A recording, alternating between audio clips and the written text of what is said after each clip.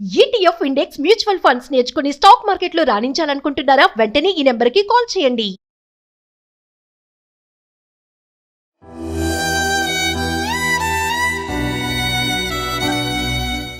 Madam ఇంత ఘోరంగా జరుగుతుంది.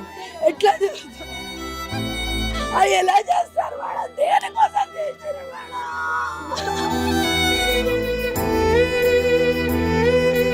నా చిటి తల్లి, నా చిటి తల్లి, నా చిటి తల్లి.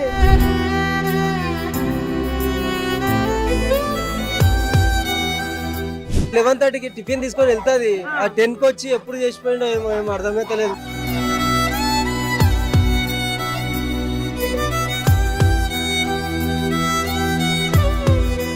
నమస్తే, welcome back to Suman TV. Present మనతో పాటు ఉన్నారు సైకాలజిస్ట్ స్నేహలత గారు. నమస్తే మ్యామ్. నమస్తే నవీన.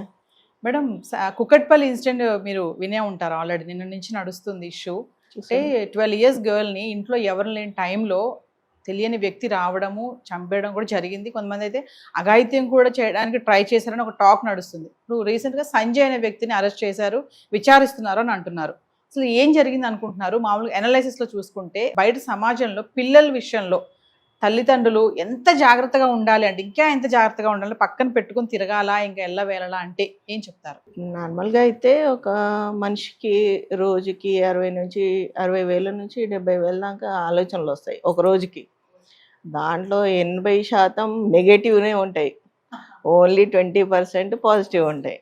దాన్ని మనం పాజిటివ్ని ఎక్కువ తీసుకుంటున్నామా, నెగిటివ్ని ఎక్కువ తీసుకుంటున్నామా అన్న దాని మీద ఉంటుంది. ఇంకా అది ఎదుట వాళ్ళ ఆలోచన బట్టి ఉంటుంది తప్పితే మనం ఎంతకని సెక్యూరిటీగా ఉంటాం. ఒక మనిషి అతుక్కొనే తిరగడం అయితే కుదరదు. ఎందుకంటే ఇప్పుడున్న జనరేషన్లో ఖచ్చితంగా మదర్ ఫాదర్ ఇద్దరు వర్క్ చేయాల్సిందే. వాళ్ళ కరిక్యులం ఒకటి, వాళ్ళ స్టడీస్, వాళ్ళ యాక్టివిటీస్, వీటన్నిటికీ స్పెండ్ చేయాలి, ఇంట్లో నడవాలి అంటే ఖచ్చితంగా ఇద్దరు వర్క్ చేయాల్సిందే. సో మన ఆలోచన మార్చుకోవాలి తప్పితే మనం ఎంతసేపు పట్టుకొని తిరుగుతాము. ఇప్పుడు అతనికి ఆ ఆలోచన వచ్చింది అంటే అది అతని మైండ్, అతని బిహేవియర్. ఎందుకు అంత వేర్డ్గా ఎందుకు వచ్చింది? ఇప్పుడు ఏమంటే ఎవరినైనా అడిగితే ఏమంటారంటే మాకు టైం లేదు అంటే, మనకి ఇప్పుడు 80% ఆలోచనలు నెగిటివ్గా ఉండి 20% మాత్రమే ఉంది అంటే మనం ఆ 20% మీద వర్క్ చేస్తే అవి కొంచెం ఇంక్రీజ్ అవుతాయి. కానీ ఆ వర్క్ చేయడానికి టైమే లేదు, ఎవరికి లేదు. ఎవరు చూడు ఫాస్ట్ తొందరగా అయిపోవాలి, తొందరగా రిజల్ట్ వచ్చేసేయాలి. ఎలా వస్తుంది? ఇప్పుడు ఎవరికైనా సరే ఏదైనా ప్రాబ్లం వచ్చిందంటే, ఫిజికల్ ఇష్యూస్ వచ్చినాయి అనుకోండి, డాక్టర్ దగ్గర పోతాం. సైకలాజికల్ ఇష్యూస్ వస్తే బాబాల దగ్గరికి, పూజలు, మంత్రాలు. అసలు ఈ రెండింటి మధ్యలో మేము ఒకరు ఉన్నాము, మేము హెల్ప్ చేయడానికి రెడీగా ఉన్నాము. అంటే మేము మా సైకాలజిస్ట్ అనగానే ఏంటంటే మాటలే కదా, ఎవరమైనా మాట్లాడవచ్చు. మాట్లాడడానికి ఆవిడ దగ్గరికి వెళ్ళాలా, వాళ్ళ దగ్గరికి వెళ్ళాలా అని అంటారు కదా. ఇప్పుడు నేను మీకు ఒక బనానా ఇచ్చాను అనుకోండి, నార్మల్గా తీసుకుంటారు. నిన్న పూజలో పెట్టాను అన్నాను అనుకోండి, ఎమ్మడే కళ్ళకద్దుకుంటారు మీరు. అలానే అందరూ మాట్లాడగలుగుతారు, కానీ మేము మాట్లాడేది ఏంటిదో మా దగ్గరకు వస్తే తెలుస్తుంది కదా. మూసలో పోస్తేనే తీర్థం అవుతుంది జలం. అలానే మేము మాట్లాడేది, కాకపోతే ఒకసారి ట్రై చేయండి. ఈ రెండింటికి మధ్యలో, డాక్టర్లకి బాబాలకి మధ్యలో ఒక్కసారి మాది ప్రయత్నం మమ్మల్ని చేయనియండి. అయితే ఆ మదర్ అంటుంది కదా మేడం, మేము ఎవరితో కొట్లాడలేదు, మాకు ఎవరితో గొడవలు లేవు, అసలు కావాలంటే నేను ఉద్యోగం చేసే దగ్గర వచ్చి అడగండి, నా గురించి చెప్తారని అంటుంది. మరి ఇక్కడ చూసుకుంటే వాళ్ళు ఏదో మాకు బ్లాక్ మ్యాజిక్ చేశారు, ఆ అనుమానంతో నేను చంపాను అన్నట్టుగా ఒక టాక్ అయితే నడుస్తుంది. అంటే సెక్యూరిటీ పరంగా చూసుకున్నా, అంటే మామూలుగా అపార్ట్మెంట్లో ఇళ్లలో చూస్తామని చిన్న చిన్న గొడవలు అవుతూనే ఉంటాయి, పక్క వాళ్ళతోటి వీళ్ళతోటి. అంటే కోపమే దీనికి కారణం అంటారా? గొడవలు, కోపం ఏ లెవెల్కి వెళ్ళిపోతుంది? అంత ఎందుకు ఎక్స్ట్రీమ్గా ఆలోచించాలి? ఇప్పుడు నీకు కోపం వచ్చింది, ఓకే, బాగానే ఉంది. అంతకుముందు కూడా అందరికీ కోపాలు వచ్చేవాళ్ళు. ఇలా చంపుకోవడం అయితే ఇక్కడ లేదు. అది కూడా పిల్లల్ని, టార్గెట్ పిల్లలే, చిన్న పిల్లల్ని మనము మామూలుగా పువ్వుని మొగ్గగా ఉన్నప్పుడు తుంచితేనే మనం కోపడేవాళ్ళం. అది ఇంకా పూస్తుంది కదా, ఎందుకు అలా అని. అలాంటి పిల్లల్ని, అంత చిన్న పిల్లని పట్టుకొని అలా చంపాలని అనిపించిందంటే ఆయన బిహేవియరు, ఆయన థాట్ ప్రాసెస్ ఎంత భయంకరంగా తయారయ్యాయి. ఎందుకు తయారయ్యాయి? ఎవరు లేరా ఇంట్లో? ఫ్యామిలీ మెంబర్స్ లేరా? ఆయన ఏం చదువుకున్నాడు, ఎక్కడ వర్క్ చేస్తున్నాడు, ఇవన్నీ కనుక్కోవాలి. ఇవన్నీ కనుక్కుంటే కానీ మనకు ఒకటి తెలుస్తుంది ఎస్. కదా. ఇప్పుడు మన రెంట్కి ఇచ్చేప్పుడే అన్నీ చూడాలి అంటే మనము ఎంతసేపు చూసినా పాస్పోర్ట్, ఆధార్ కార్డు ఇవే చూస్తాం తప్పితే అతను ఎలా ప్రవర్తిస్తాడు ఏంటి అనేది ఏంటి అనేది చూడం కదా. మనతో కలిసి ఉంటుంటే తెలుస్తుంటది. అందులో ఇంతకు ముందు ఎట్లుండేదంటే పక్కన వాళ్ళ ఇంట్లో ఏం జరుగుతున్నా కూడా మనకు తెలిసేది, కొద్దిగా టైం స్పెండ్ చేసేవాళ్ళు నైబర్స్తో. కానీ ఇప్పుడు అట్లా టైం లేదు, ఇంట్లో సర్దుకోవడానికే టైం సరిపోవట్లేదు. శాలరీస్ కోసం పరిగెత్తడము, జాబ్స్ కోసం పరిగెత్తడము, పిల్లల యాక్టివిటీస్ కోసం పరిగెత్తడము, వీటితోనే సరిపోతుంది. ఇంకా ఎవరు ఏం చేస్తున్నారు, వాళ్ళ ఇంట్లో ఏం చేస్తున్నారు అన్నది మనకు తెలియట్లేదు. అంటే ఈ మధ్య కాలంలో చూసుకుంటే మేడం క్రైమ్ అనేది చాలా పెరిగిపోయింది. మీరు అన్నట్టుగానే మనిషి యొక్క మనస్తత్వం కానీ ఇవన్నీ కూడా క్రూరంగా ఆలోచించడం, క్రూరం అంటే ఇంకా దారుణం అనమాట, చంపేసే వరకు వెళ్తున్నారు. అంటే ఎందుకు ఇలా తయారవుతున్నారు, అటు మహిళలే కానీ ఇటు పురుషులే కూడా చూసుకుంటే ఇంత క్రిమినల్ మైండ్ సెట్ ఎందుకు వస్తుంది అంటే ఇప్పుడున్న టైం ప్రకారం అయితే న్యూక్లియర్ ఫ్యామిలీస్. ఇంట్లో ఇంతకు ముందు పెద్దవాళ్ళు ఉండేవాళ్ళు, మంచేదో చెడేదో చెప్పేవాళ్ళు.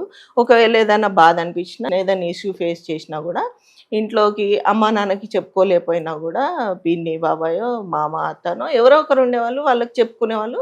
అక్కడికి అది సాల్వ్ అయిపోయేది. ఇప్పుడు అక్కడ ఎవరితోని ఆలోచించేది లేదు, ఎంతసేపు గూగుల్లో నొక్కుతున్నారు. కడుపులో నొప్పి వస్తుందన్నా కూడా గూగుల్లో నొక్కి టాబ్లెట్లు వేసుకుంటున్న టైం ఇది కదా. అలాంటప్పుడు ఏమవుతుంది, ఫ్రస్ట్రేషన్ పెరిగిపోతుంటుంది. ఇప్పుడు గూగుల్లో నొక్కామనుకోండి, తలనొప్పి వస్తుందని నొక్కామనుకోండి, మనకి నార్మల్గా మైగ్రేన్ నుంచి ట్యూమర్ దాకా చూపిస్తుంది. సో ఇందులో ఈ కేటగిరీస్లో ఏది మనది, మన పెయిన్ దేంట్లో వస్తుంది, అదొక స్పెషలిస్ట్ మాత్రమే చెప్పగలుగుతాడు.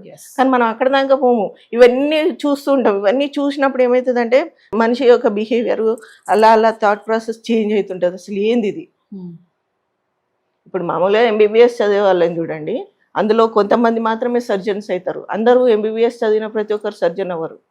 ఎందుకంటే వాళ్ళకి ఆ ఎంబీబీఎస్ చదివేటప్పటికే వాళ్ళకి తెలుస్తుంది అసలు ఎలా ఉంటుంది, హ్యూమన్ స్ట్రక్చర్ ఎలా ఉంటుంది. సర్జన్ అంటే కట్ చేయాలి, కట్ చేస్తే ఎలా ఉంటుంది, దాన్ని అంటే కొంతమంది అసలు బేర్ చేయలేరు. అంటే నేను కొంతమంది డాక్టర్లతో మాట్లాడినప్పుడు మాకు ఎంబీబీఎస్లో చూపించినే మాకు ఒక్కొక్కసారి భయం వేసేది అనేసి.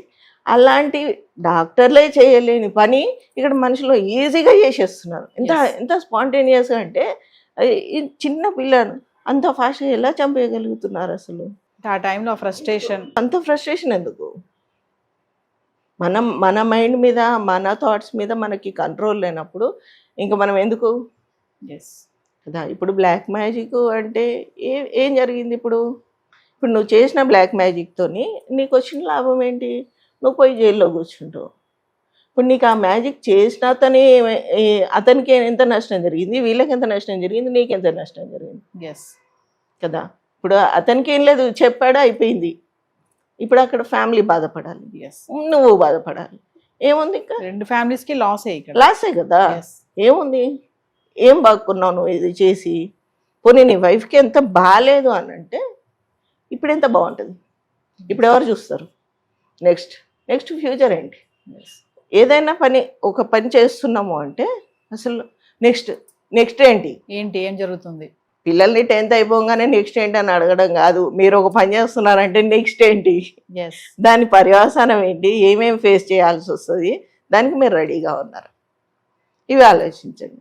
న్యూక్లియర్ ఫ్యామిలీ కాబట్టి ఇప్పుడు అతను వెళ్ళిపోయాడు, ఇప్పుడు ఆవిడ ఒకటి అవుతుంది, ఆవిడకి హెల్త్ బాగాలేదన్నారు, ఇప్పుడు ఎలా?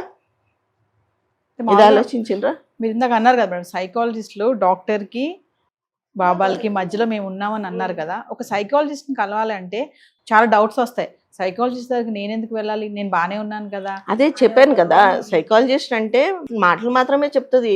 మాటలు ఏముంది, మాకు రావా మాటలు, మాకు తెలియని విషయాల మాకు వస్తాయి మాటలు. అందుకే చెప్తున్నాను కదా, మూసలో పోస్తేనే తీర్థము. మీరు మాట్లాడేది మాటలే, మేము మాట్లాడేది మాటలే, కానీ మేము మాట్లాడేదానికి వాల్యూ ఉంటుంది. మేము మాట్లాడేప్పుడు మీ ఫేస్ ఎక్స్ప్రెషన్, మీ బాడీ లాంగ్వేజ్, మీరు చెప్పలేని విషయాలు కూడా మేము కనుక్కొని వాటికి ఆన్సర్లు ఇస్తాం. ఒకసారి మమ్మల్ని కలిస్తే తెలుసు. ఇప్పుడు ఇదే చూడండి, మనం ఏదైనా డాక్టర్ దగ్గర పోవాలంటే పక్కన వాళ్ళనో ఎవరినో తెలిసిన వాళ్ళని రిఫరెన్స్ అడుగుతాం, ఏ డాక్టర్ దగ్గరికి వెళ్తే బాగుంటుంది అనేసి. బాబాల దగ్గరికి ఎలా వెళ్తారు? అందరు తెలవమనుకుంటూ పోతారు, మేము ఈ బాబా దగ్గరికి వెళ్ళొచ్చాము, ఈ పుణ్యక్షేత్రానికి వెళ్ళొచ్చాము అని చెప్పేస్తారు, బాగానే ఉంది. మా దగ్గరకు వచ్చే వాళ్ళు ఎవరు చెప్పరు. మా ఎక్స్పీరియన్స్ నేను చెప్తున్నాం. Yes. మేము ఒకవేళ మా దగ్గరకు వచ్చారనుకోండి, బయటికి వెళ్ళి నేను ఇలా సైకాలజిస్ట్ని కలిసి వచ్చాను, నా థాట్ ప్రాసెస్ ఇంత భయంకరంగా ఉండే, ఇప్పుడు ఇలా ఆలోచిస్తున్నాను నేను అని ఎవ్వరూ చెప్పరు. అమ్మో నువ్వు సైకాలజిస్ట్ దగ్గరికి వెళ్ళావు అంటే నీకు ఏమైందిరా అంటారు. ఏమైందని వెళ్ళావు అక్కడికని అదే ధోరణి ఉంది ఇప్పుడు సమాజం. ఫిజికల్ ఇష్యూస్ ఎలానో సైకలాజికల్ ఇష్యూస్ కూడా సేమ్. ఇవి ఇంటర్ కనెక్టెడ్గా ఉంటాయి ఇవి, కానీ అదే ఆలోచించరు. ఫిజికల్ ఇష్యూస్ అంటే డైరెక్ట్గా ఫిజిషియన్ దగ్గరికి వెళ్తారు, ఇంకా ఎన్ని టెస్ట్లు అంటే అన్ని టెస్ట్లు చేపిస్తారు, అది ఓకే. కానీ దానికి రీజన్ ఇంటర్ కనెక్టెడ్గా ఇది కూడా ఉంది కదా, మరి దీని మీద కూడా కొంత వర్క్ చేద్దాము అన్నది ఉండదు. అది వచ్చింది ప్రాబ్లం.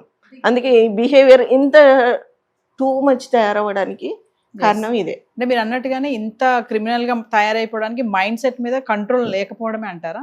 ఉండదు కదా, ఎలా ఉంటుంది? ఇప్పుడు మనకు కొన్ని థాట్స్ వచ్చినప్పుడు మనం ఎవరితోనైనా షేర్ చేసుకుంటే అందులో మంచి ఎంత ఉంది, చెడు ఎంత ఉంది, వాళ్ళు చెప్పకపోయినా మనం షేర్ చేస్తుంటే మనకే తెలుస్తుంది. కానీ మీరు ఎవరికి షేర్ చేస్తలేరు, ఎంతసేపు గెయిన్ చేస్తున్నారు. గూగుల్ నుంచి, యూట్యూబ్ నుంచి, ఇన్స్టాగ్రామ్ నుంచి గెయిన్ చేస్తున్నారు. అది బయటికి పోవట్లేదు, బయటికి పోవాలి కదా. ఇప్పుడు మనం తిన్నామంటే అది బయటికి పోవాలి, పోకపోతే ఎలా ఉంటుంది? ఇలానే ఉంటుంది. థాట్స్ కూడా వస్తున్నాయి, రకరకాల థాట్స్ వస్తున్నాయి, కానీ అవి బయటికి పోవట్లే. అంటే అనుమానం వచ్చింది అతనికి, అనుమానం రావడంతో టార్గెటింగ్ ఆ టైంలో పాప కనబడింది, పాపని చంపేయాలని థింక్ చేశారు. అంటే పిల్లలు కదా అనే అది కూడా ఆ మనస్తత్వం లేదు, ఆలోచన శక్తి లేదు, ఆ సెన్స్ ఆఫ్ హ్యూమర్ కూడా లేదని అంటారా? అంటే పిల్లలు కూడా టార్గెట్ చేస్తున్నారు ఈ మధ్యకాలంలో మనం చూస్తున్నాం చాలా. పిల్లలు అన్న థాట్ రాకపోయినా కూడా అది ఓన్ హౌస్ ఏం కాదు కదా, రెంటెడ్ హౌసే, వెకేట్ చేసి వేరే దగ్గరికి వెళ్ళొచ్చు కదా. నీకు అంతగా డౌట్ ఉంటే, అంటే ఈ ఆలోచన రావడానికి ఆ మైండ్లో కొంచెం గ్యాప్ ఉండాలి. ఎక్కడుంది? లేదు. ఫుల్ ఆఫ్ నెగిటివ్, ఫుల్ నెగిటివ్నే ఎక్స్టెండ్ చేస్తుండ్రు, కానీ పాజిటివ్ని కొంచెం ఒక 20% ఉంది కదా, ఆ 20%ని పెంచుదాము అన్న ఆలోచన లేదు. వీళ్ళు ఖాళీ చేయొచ్చు, లేకపోతే వాళ్ళనైనా ఖాళీ చేయించండి అనేసి రిక్వెస్ట్ చేయొచ్చు. ఇన్ని ఆల్టర్నేట్స్ ఉన్నాయి కదా, ఈ ఆల్టర్నేట్స్ రావాలంటే మన బుర్ర ఖాళీగా ఉండాలి ముందు.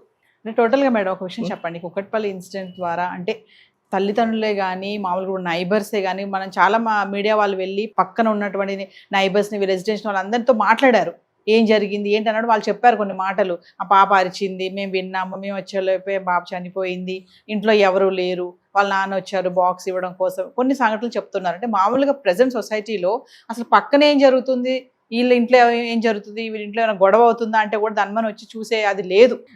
ఇంతకు ముందు ఎలా ఉండేదంటే మనకి చెవులు కళ్ళు అన్నీ తెరిచి ఉండేది, వెళ్ళేవాళ్ళం, అరిచిందంటే ఏమడే వెళ్ళిపోయే వాళ్ళం. ఇప్పుడేంటి, చెవులలో హెడ్ ఫోన్స్ పెట్టుకొని టీవీలు చూడడము, యూట్యూబ్లు చూడడము, ఇవే అవుతున్నాయి కదా, ఇంకెక్కడ వినబడుతుంది? వినబడ్డా కూడా ఏమోలే అలా అనిపించిందేమో నాకు అనే చాలా మంది ఆగిపోతున్నారు. అంతకుముందు ఇన్ని సీసీటీవీ కెమెరాలు లేవు, కానీ ఏ ఇంటికి ఎవరు ఎప్పుడు వచ్చిపోతున్నారో తెలిసేది.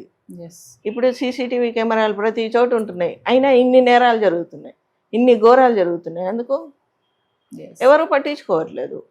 పోనీ మనం ఇంతగానే చెప్పేసి అరే మీరు అవి బంద్ చేసి కాస్త, మనం బస్సులో వెళ్తున్నప్పుడు, బస్సులో కానీ ట్రైన్లో కానీ వెళ్తున్నప్పుడు పక్కన వాళ్ళ విషయాలు అన్నీ తెలుసుకునే వాళ్ళు, వాళ్ళు ఏం జాబ్ చేస్తారు, ఎక్కడ ఉంటారు ఏంటి. ఇప్పుడు అలా ఒక్కరైనా ధైర్యంగా చెప్పగలుగుతారా? చెప్పలేము. అదే సొసైటీలో బతుకుతున్నాం కదా, మరి ఇంత చేంజ్ ఎందుకు వచ్చింది? ప్రతి ఒక్కరు చేంజ్ అయ్యారు. అది ఒక్కరిది అని కాదు, ప్రతి ఒక్కరు చేంజ్ అయ్యారు, ప్రతి ఒక్కరిది అదే థాట్ ప్రాసెస్ నడుస్తుంది. సోషల్ మీడియా ఎఫెక్ట్ అంటారా? అంటే ప్రతి దానికి నెగిటివ్ ఉంటుంది, పాజిటివ్ ఉంటుంది. నువ్వు పాజిటివ్ తీసుకుంటే బాగుంటుంది, నెగిటివ్ తీసుకొని దాని మీద నేరం వేస్తే సోషల్ మీడియా ఉంది కాబట్టి ఇలా అవుతుంది అంటే, ఆ సోషల్ మీడియాతో చాలా మంచి పనులు కూడా అవుతున్నాయి కదా, మరి వాటి సంగతి ఏంటి? అవి ఎలా జరగాలి కదా? అదే చూసే దాంట్లో మనం చాలా వరకు మంచి ఉంటది, కానీ మంచిని వదిలేసి ఎక్కువ చెడుని చూస్తున్నాం. మనకి అదే కావాలి. మనకి ఒక 100 కామెంట్స్ వచ్చాయనుకోండి, ఒకటే నెగిటివ్ కామెంట్ ఉంటే ఒకటి ఎందుకు వచ్చింది, అది ఇన్ని పాజిటివ్ వచ్చినప్పుడు ఒక్కటి నెగిటివ్ ఎందుకు వచ్చింది దాని మీద కాన్సన్ట్రేట్ చేస్తాం. 99 పాజిటివ్ కామెంట్స్ వచ్చాయి కదా, హ్యాపీగా ఫీల్ అవ్వచ్చు కదా. అది thank you ma'am. Okay right.